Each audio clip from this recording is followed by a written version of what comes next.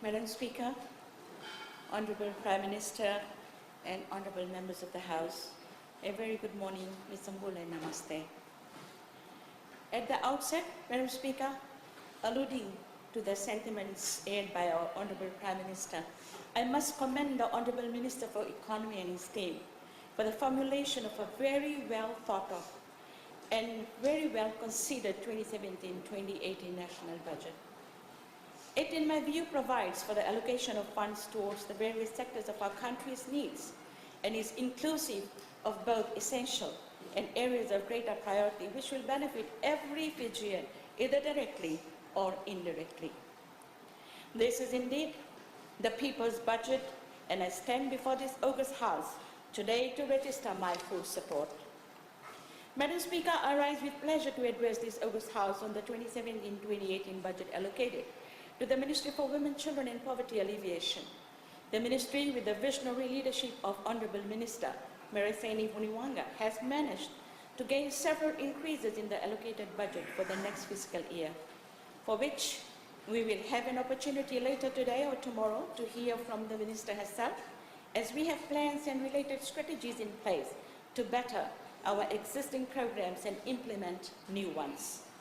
Madam Speaker, in my capacity as Assistant Minister, I have been entrusted with the responsibility of progressing programs related to persons living with disabilities in Fiji. And the 2017-2018 is the best ever for this vulnerable population of our nation. Madam Speaker, persons living with disabilities comprise an estimated population of 1 billion people globally, of whom 80% live in developing countries and are overrepresented amongst those living in absolute poverty. I wish for all members of this august House to know that 10% of the Fijian population is estimated to be made up of persons living with disabilities, or more accurately, persons with special abilities. These persons are equally entitled to constitutional equality and human rights, and we are here as leaders of this country to ensure that they are not left behind while we take Fiji forward. As our Prime Minister says, I quote, "I intend to run an inclusive government. I intend to leave no Fijian behind," unquote. Madam Speaker, persons with disabilities often encounter discrimination and exclusion on a daily basis.